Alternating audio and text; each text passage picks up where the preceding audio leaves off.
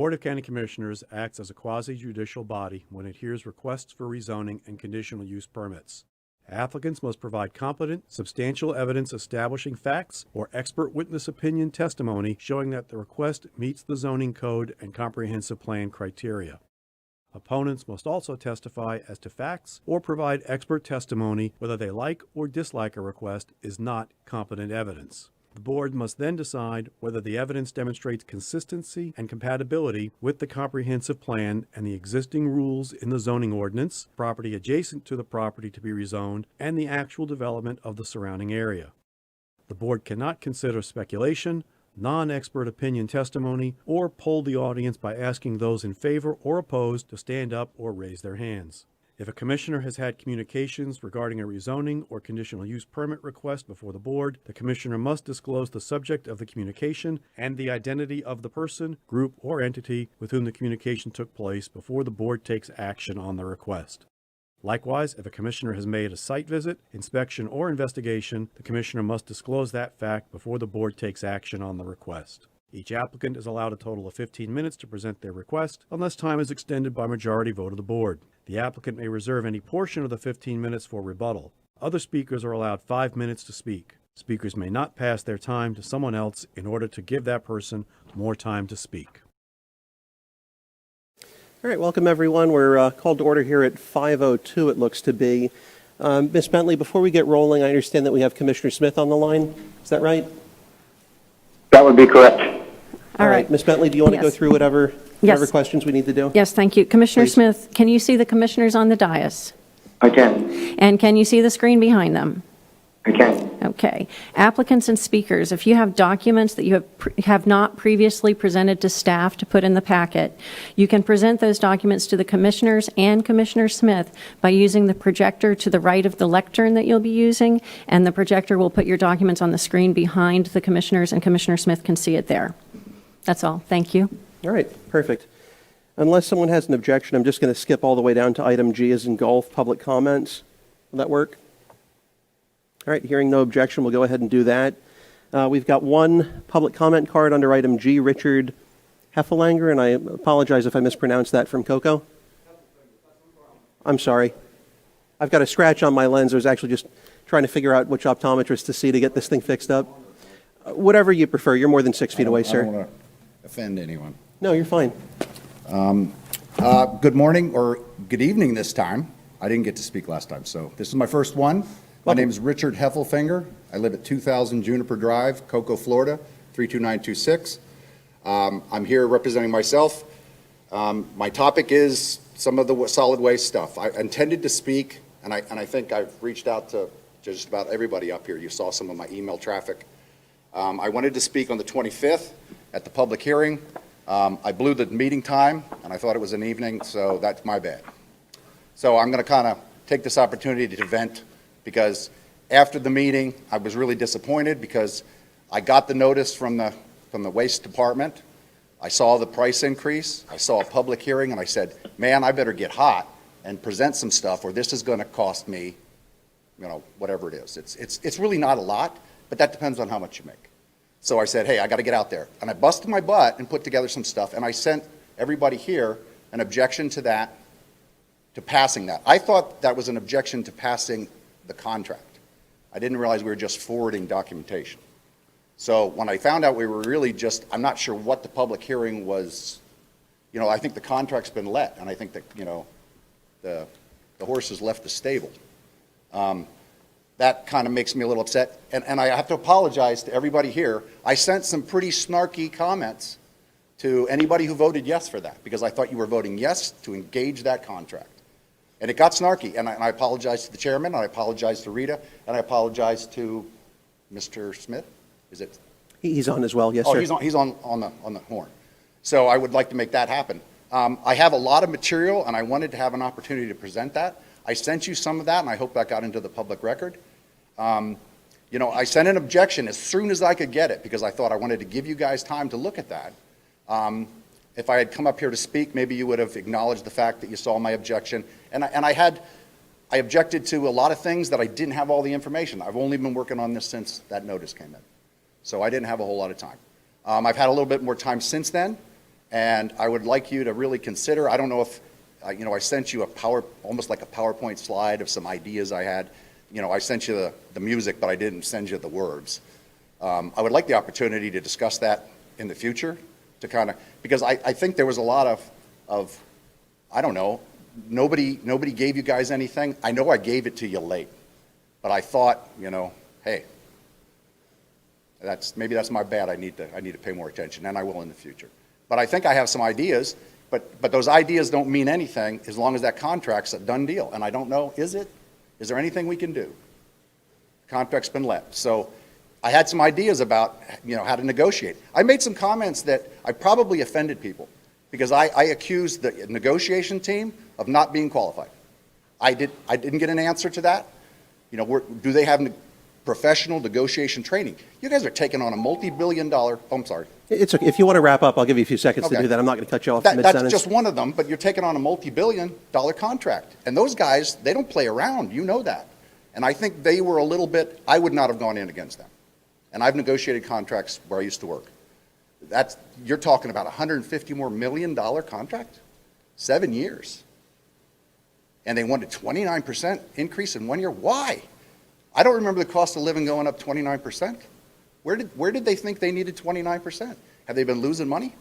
I just had a lot of questions. And Sir, I think just to kind of give you a couple thoughts without getting too far off topic with what we have on the agenda tonight, I don't think anyone but Waste Management is happy that the rates went up to the extent that they did.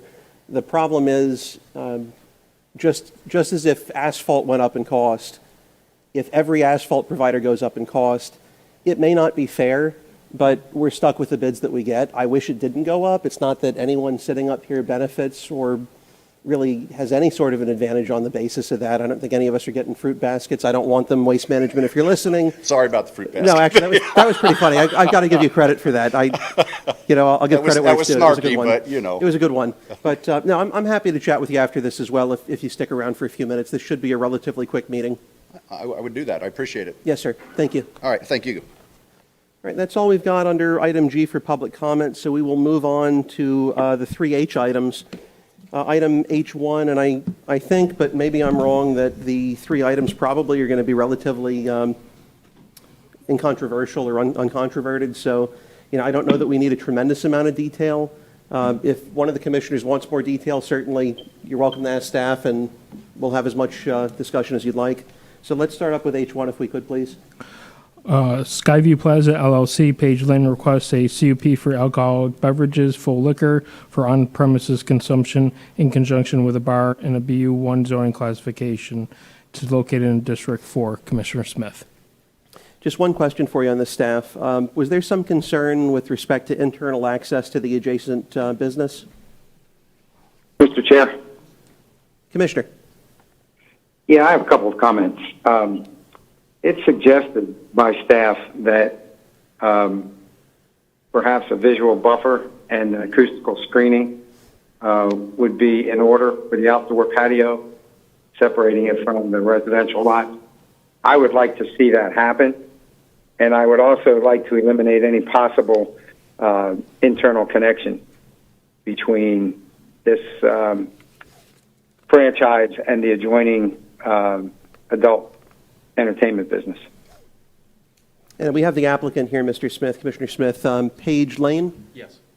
So I don't know if that's something that would be acceptable to you. If it is, it sounds like you'll probably just get... Yeah. Currently, there is no connection between the two. There is no planned connection. There was at one time, but seeing the inherent difficulties in doing that, that was put by the wayside. That's no longer in the plan.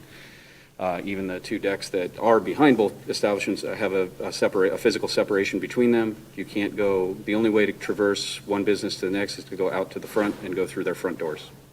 So Commissioner Smith, I don't know if that's sufficient or if you want me to see if the applicant's... That gets me where I want to be. I want to, like I said, I want to eliminate any possibility that would happen or would be in the future.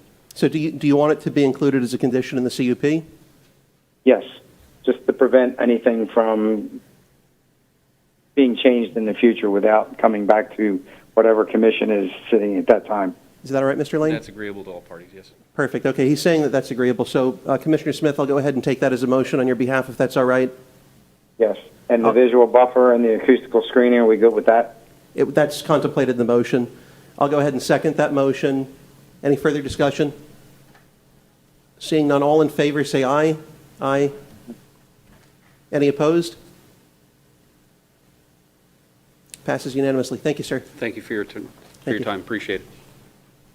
All right, next up, we have got H2, which is the Health First item, the large-scale comp plan amendment to permit a county-wide increase in floor area ratio. Staff, I don't know if you want to give us a little more. Can I, Please. on this item, there is a conflict based on the informal opinion and soon-to-come formal opinion from the Ethics Commission because I'm employed with Health First, so I cannot vote or discuss this matter or any matters similar to this. Okay, and I actually do have a disclosure as well on this Health First item. And I'll fill out the paperwork and file it with the clerk. Okay, the disclosures I've got on 6/17 of this year, I had an email from Kim Rosenka with docs attached. On 6/23, I had an email from Ms. Rosenka with docs attached again, some drawings for the PUD, waivers in the comp plan. On 6/24, the day after, I had a video meeting with Ms. Rosenka, Tom Davis, who I believe is the System Vice President for Health First, and then also Steve Crisafulli, who was doing some lobbying work for them. And then on August 3rd, I had a video meeting with John Hoppengarten on this item. I did, it looks like staff noted there was an email on the prior item, but I actually didn't see that, so I don't think a disclosure is necessary on that. All right. I had a video meeting as well with Mr. Davis, Ms. Rosenka, and Steve Crisafulli. Great. Anything further just in the way of disclosures? All right. Staff? Health First Inc. requests a transmittal of the 2020-1.1 large-scale comprehensive plan amendment to permit a countywide increase in the floor area ratio for community commercial designated sites from 1 to 1.75 within a PUD zoning classification. Thanks, Jeffrey. I can tell you this is in my district. I have no problem with what's been proposed today. I would certainly welcome a motion. I do want to put out there, though, moving forward, that at the time the PUD plans are submitted, I would really like to see a parking study. I know that Merritt Island, especially on the north side of 520, has a lot of problems with parking. And I just want to make sure that if we're doing something to allow Health First to go vertical, that there's ample parking over there. So presuming we get that and there aren't concerns raised by staff, I don't really anticipate issues coming up, but I just want to put that out there. But with that, I would welcome a motion to pass H2. Motion to approve? I'll go ahead and second the motion to approve. All in favor, say aye. Aye. Any opposed? All right, passes 4-0 with Commissioner Risnardi abstaining. Perfect. Thank you. All right, our last H item. Good evening, Commission. Item Yes. H3, this is an amendment to Chapter 62, Article 6, zoning regulations for the administrative approval of the on-premise consumption of alcoholic beverages for snack bars and restaurants. This is the second reading, so after this, code will be adopted. If you have any questions, I'm happy to answer them. Doesn't look like I have any cards, unless I'm missing someone. Speak now or forever hold your peace. All right, no cards on this one. So I'd welcome a motion unless someone wants to discuss it. All right, a motion from Commissioner Tobias. If I don't pause and zone out for a moment there, I'll go ahead and second it. All in favor of approving H3, say aye. Aye. Aye. Any opposed? Passes unanimously. And we do have a card on J1 as we move in here. Thank you, gentlemen. Commissioner Tobias, J1. Thank you, Mr. Chair. A couple months ago, we put a referendum on the Barefoot Bay ballot, and this came to as a surprise to many of the residents of Barefoot Bay. It was concerning the raise in fees above CPI. It's a discussion that I had with some representatives of that board more than a year ago. They have seen the light, and I thank you for allowing me to put this on the ballot. However, since they've come to that realization, they decided an interlocal agreement may be a better avenue.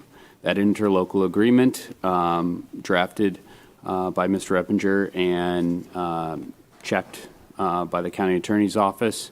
It does everything that I initially asked for, which would keep those fees below CPI. And in case of emergency, it would allow the representatives to come and seek an exemption with 4/5 vote of the commission. So it would take, if there's enough time, off the ballot, and if not, then that would not be voted. When I was in negotiations with Mr. Eppinger, I'm part of the board, I was very clear that this was just me, and I did not have the ability for the unilateral decision. So I will be voting for this.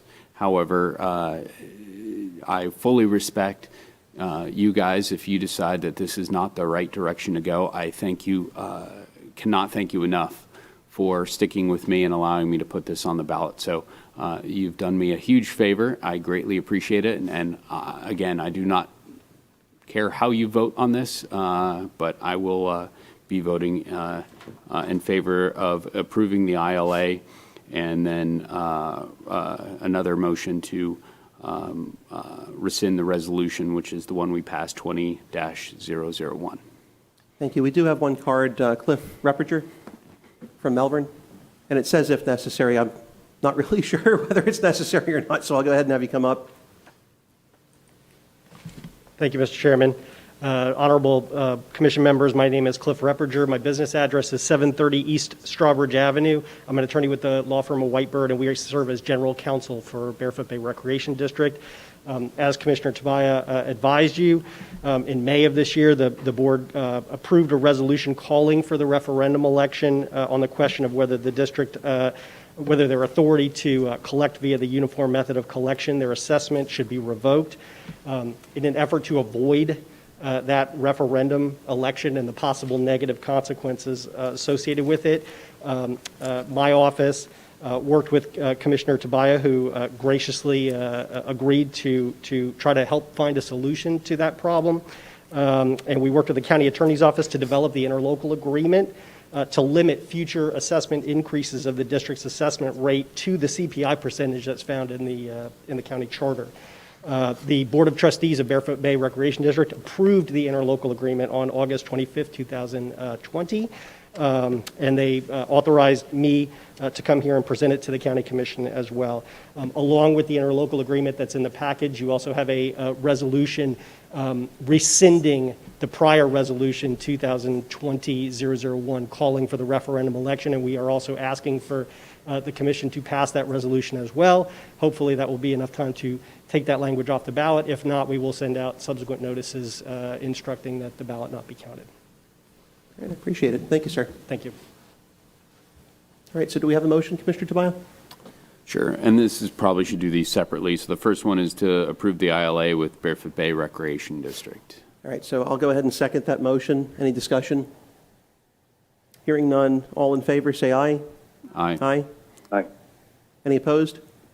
Passes unanimously. And second, approve the resolution rescinding the resolution 20-001. All right, Commissioner Tobias, I'll go ahead and second your motion on that. All in favor, say aye. Aye. Any opposed? Passes unanimously. Thank you, Mr. Chair. Thank you, sir. Thank you. All right, so that's it insofar as the J items. We don't have anything for the second public comment period under K as in Kilo. Board reports. Mr. Abate? No report. Oh, there you are. Ms. Bentley, I know there was an item that we spoke about briefly before the meeting started. There was some concern that I'd be given authority to sign a contract with the school board for CARES Act allocation. Then I also, as I mentioned to you, heard from Marcy with Career Source, and she had concern that I in fact have authority to contract with them to put in place what the board had previously authorized. So I don't know if you have more on that, but when it gets to me, I'll certainly make a motion or ask to have a motion made to authorize me, to the extent I've not already been authorized to sign whatever documents are necessary to effectuate the board's wishes with respect to the school board and with Career Source. I have only been addressing the school board item. Your conversation with Marcy, that's new to me. But the school board item, you approved the interlocal to track the municipal interlocal agreements, and we just simply needed the formal authorization for you to sign the same type of agreement with the school board.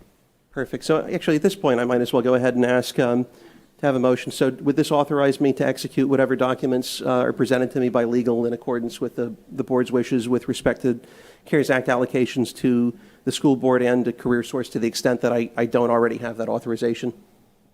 Perfect. I'll go ahead and second that motion. Thank you for that. All in favor, say aye. Aye. Any opposed? All right, passes 5-0. Perfect. Anything further, Ms. Bentley? That's it. Thank you very much. All right, Abby, you got anything? You're good? All right. Let's see. Commissioner Pritchett. All right, I do have a little announcement, but I'm going to save it for our next meeting. It's good news, though. Commissioner Tabaya. Commissioner Smith, what you got, sir? No report. And Commissioner Isnardi. The only thing I have is I'd asked the board last meeting to allow for an opinion from the AGI regarding obviously voting on health first issues as far as CARES funding and other issues go. And it turns out that state statute's covered by the Ethics Commission. They typically punt to the Commission on Ethics, which you would think the AGI is at the top, but not always, and not covering the entire book of statutes. So I guess I would ask the board if it's all right that we rescind, I rescind my request, to go to the AGI for an opinion, at least for now. We're going to move forward, correct, Eden, to ask them for the formal opinion on the CARES funding and like zoning issues and that sort of thing? If you want to do that, you have to get a formal opinion at the Commission on Ethics board hearing in October.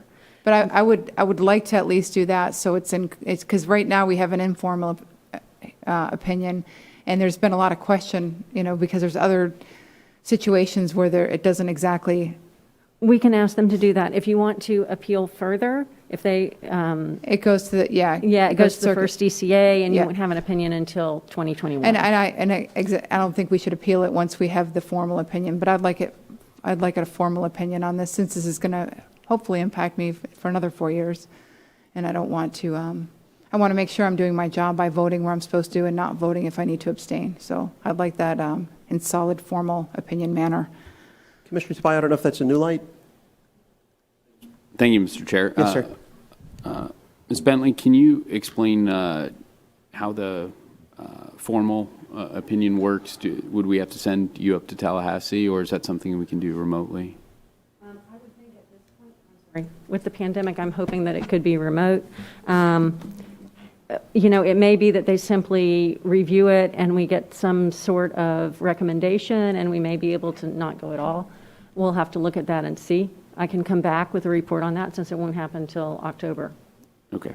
And is that something the commission generally executes immediately, or is that something that, takes months? I'm wondering with CARES, seeing as expenditures need to be made by the end of the calendar year. I can ask them, I can look at that and come back with a report on that. Thank you. So maybe we can kind of just put this off until the next meeting, assuming Ms. Bentley has Well, what she needs by then? but I have also questions on zoning and that sort of thing as well. I'd like those decisions to be very clear as well. Since we've already asked them for the informal opinion, I don't imagine the formal opinion is going to be, since that Commission on Ethics has already investigated it. I think we can get it moving, and I can give you all the report, and if you decide you don't want to proceed, I could do it that way. That would help.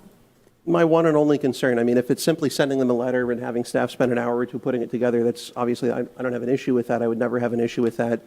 But if it's something where we're going to have to start sending staff to Tallahassee, putting them up overnight for several nights and absorbing those sort of costs simply to get something memorialized in a different way, I don't know that I would be really thrilled with that unless it's something that's truly imperative for you. If it's that important to you, I would support it. But And the reason why it's important is because I want to make sure that I'm following the correct, I'm fulfilling my duties as a commissioner, whether or not I should or should not be voting, because an informal opinion is just that, it's informal. I don't see Ms. Bentley having to be up there for days. Ms. Bentley, were Commissioner Isnardi to rely on the written opinion that you've gotten thus far from the COE, is there any possibility of her facing some sort of liability as a result thereof? No, those opinions are protective of the recipient. Okay. The informal ones? Yes. Okay. And the formal ones go before the Commission on Ethics and the board too as well, right? Yes, they do. Okay, see, that's sort of why I wanted at least a formal opinion. I mean, if you want, to roll the dice again, certainly you're welcome to do it. I think if you're being told that you're inoculated to a certainty as a result of relying on the opinion you're given, it's up to you. I'd feel more comfortable with a formal opinion. Could we have Ms. Bentley come back and just let us know if that's something that would require sending staff to Tallahassee? I'm happy to get that information. Is that all Sure. right, Commissioner? That's fine with me. But then I would also like any time that all of our offices put on staff, on our attorney's office, if we're going to nickel and dime expenses, because I rarely use them unless I absolutely have to.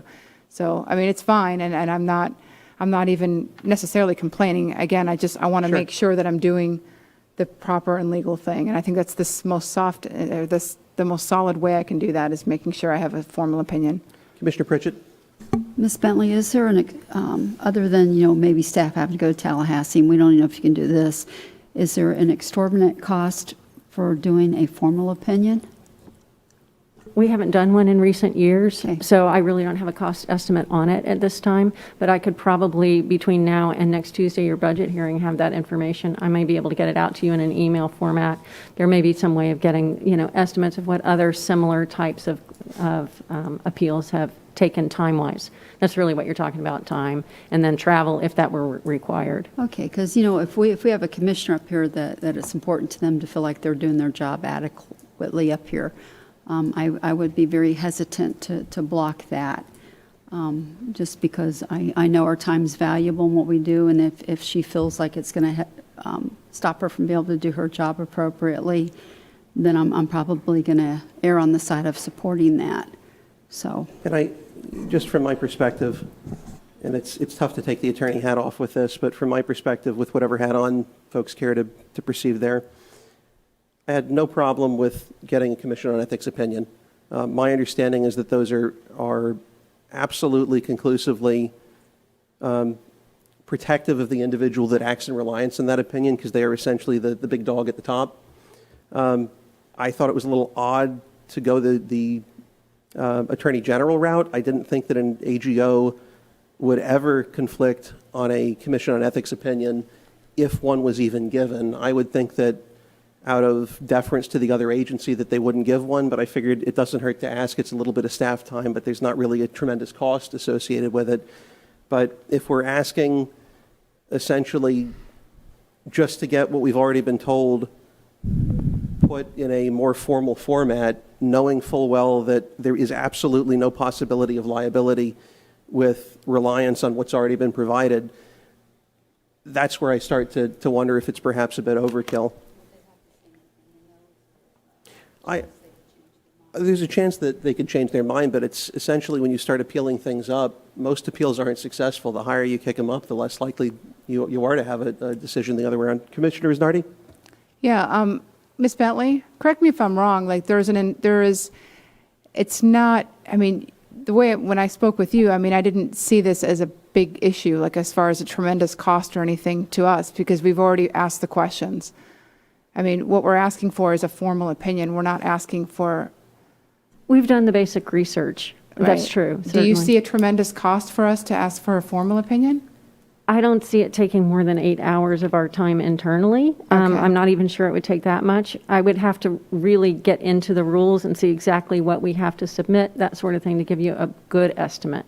Okay. Because I have no problem taking that opinion. It's just that several county and city attorneys over the years, I've voted on health first issues in the past, as far as health insurance, as far as, other items they've had, and they've all said the same thing. You don't stand to financially benefit, et cetera, et cetera. And since this came out, this health first issue now, and given, the importance sometimes of abstaining or voting, I want to make sure that we are doing it exactly right. I want to make sure that it's solid, because there's a lot of attorneys that have differing opinions. I've even been told to hire an expert on conflict of interest matters, and I don't want to do that. It's not like I'm trying to fight to vote. I just want to make sure it's solid.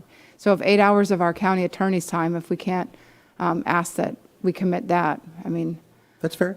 I don't think that's much time at all. If someone wants to make a motion to authorize up to 8 hours of any assistant What if county it's attorney- 9? Is that we have to You come want to back make for it another 12 vote? hours? I'm fine with that. I just don't, my concern is having people start going up and spending overnights out of the area? Because I've never heard of that occurring before. I can guarantee that my office is used significantly a lot less of our county attorney's office than some of the other commissioners up here.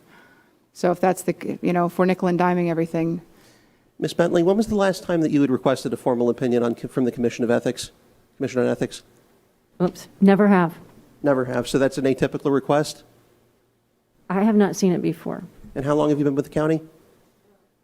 Decades. Decades? And let me ask you another question. When's the last time that you've had to travel to Tallahassee in furtherance of investigating a concern of any particular commissioner, whether on this board or on a different board? I have not gone for that purpose. In the decades that you've been a county attorney? No. All right, I appreciate it. So I'm happy to accept the motion any which way, but I'm certainly happy to allow up to 12 hours or 18 hours if someone wants to roll it, to round it up some.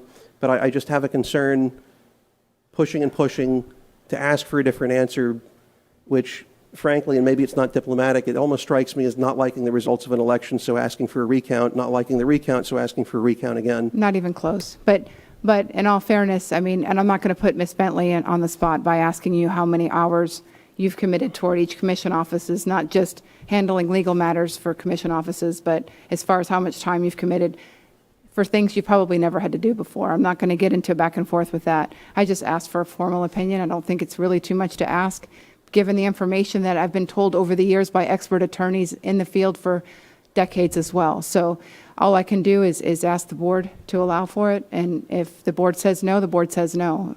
But I think it's really ridiculous that we're still talking about this, because I don't see why anybody would be opposed to it. But do we need a motion, Ms. Bentley?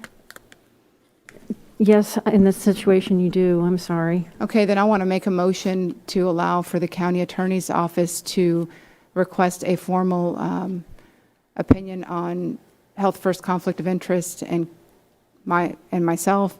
If the time becomes absorbent, you'll bring it back to the board. If you feel like you're taking too much time on the matter, or you feel like the board, that it's going to be a big expense to your office. Could we give her a little more direction in terms of how many hours that would be? How many hours, Ms. Bentley, do you think would be safe? I think 8 to 12. Okay, and if it exceeds 12 hours, will you bring it back to the board? Okay, so I'll go ahead and second it in that case. up into 12 hours. Yes, ma'am. Okay, and if, Ms. Bentley, if you know that You it's going guys to... get that? Okay. And if you know that it's going to be 12, but or beyond 12 and you haven't yet hit 12, just let us know and we'll put it on the agenda anyway. Or if you're reasonably confident that's going to be the case. But I'll go ahead and second that. I think that's reasonable. Any further discussion? All in favor say aye. Aye. Any opposed? Passes unanimously. All right, Commissioner Misnardi, anything else, ma'am? That's it. All right, anything else, Ms. Bentley or Mr. Bate? All right, we're good. Actually, that wasn't a bad meeting. We're adjourned at 5:33. Thank you all. The opinions expressed by any member of the public during any period of public comment do not necessarily reflect the views or opinions of the Board of County Commissioners of Brevard County, Florida, Space Coast Government Television, or the program sponsor, and are solely those of the presenter. The Board of County Commissioners of Brevard County, Florida, Space Coast Government Television, and the program sponsor hereby expressly disclaim any and all responsibility or liability for any defamatory or slanderous statements expressed by any member of the public during any such period.